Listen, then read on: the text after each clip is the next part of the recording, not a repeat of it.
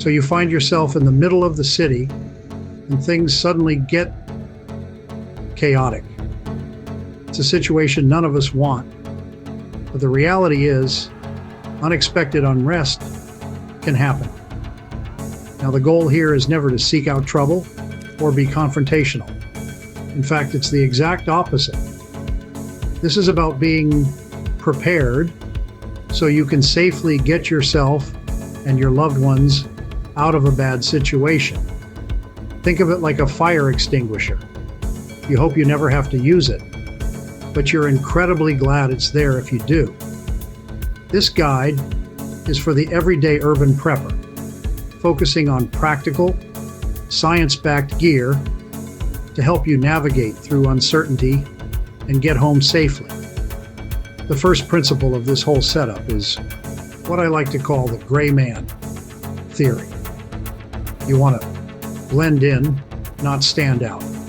That means avoiding anything that screams, "I'm prepared for the apocalypse." So we're ditching the military-style tactical bags. Instead, we'll be using a simple, nondescript backpack like one you take to school or the gym. The less attention you draw to yourself, the safer you'll be. Remember, the entire point of this kit is to facilitate a safe exit, not to engage. It's about de-escalation and personal protection. And that starts with not making yourself a target in the first place. Before we dive into the nitty-gritty of what goes inside this bag, a super important disclaimer: always, and I mean always, know and follow your local laws. Some items we discuss might have restrictions, depending on where you live. This guide is for educational purposes, to help you think critically about your own preparedness plan. Your safety is your responsibility, and that includes staying on the right side of the law. Okay, with that out of the way, let's engineer the perfect safety backpack. Let's get into it. First up, the bag itself. We're using a plain, boring backpack. No molly-webbing, no camouflage, no tactical patches. The goal is to be completely uninteresting to anyone scanning a crowd. Next, a gas mask. If tear gas or other chemical irritants are deployed, this is non-negotiable. Make sure it fits properly for a good seal and practice putting it on quickly. Your head is pretty important, so let's protect it. A simple bicycle or skateboard helmet works perfectly. It's subtle and protects you from falling debris or projectiles without looking aggressive. So, your first aid kit needs to be geared for trauma. We really have to think beyond just small scrapes. We need tourniquets for severe bleeding, chest seals, and burn dressings. These are for serious, unrest-related injuries. You might need to move things out of your way, like broken glass or, hot objects. A good pair of durable, cut-resistant work gloves will keep your hands safe and functional. Your eyes are honestly incredibly vulnerable.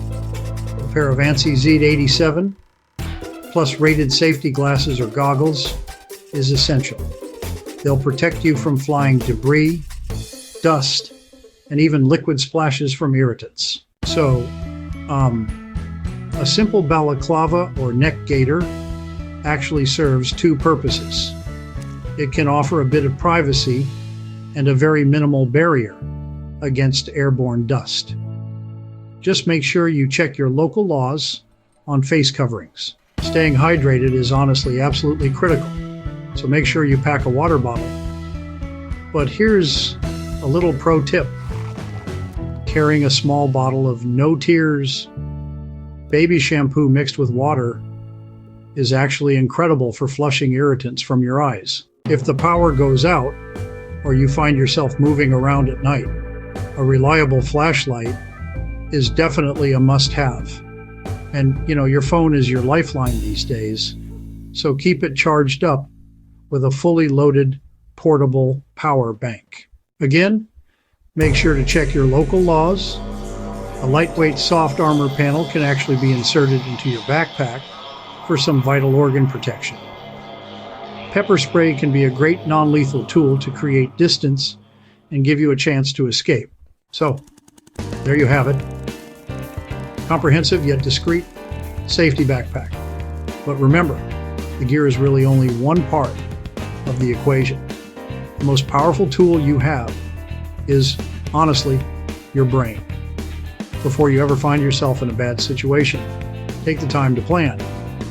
Know your city.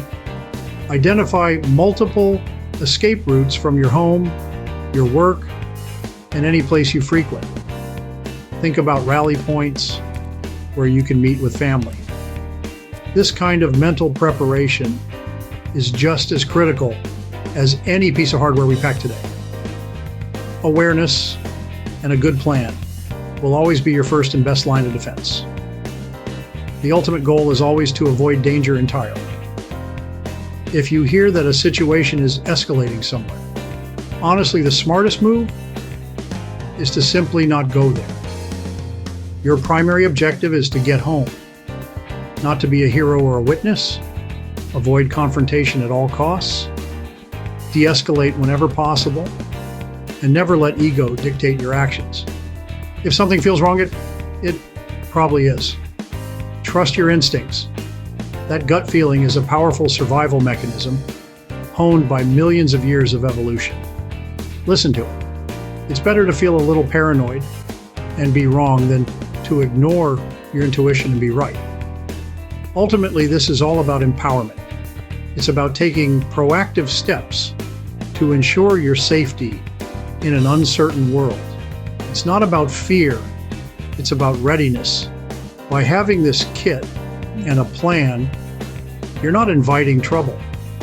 You're simply ensuring you have the best possible chance of getting through it if it ever finds you. So, stay prepared, stay aware, and most importantly, stay safe out there. Thanks for watching, and I'll see you in the next video.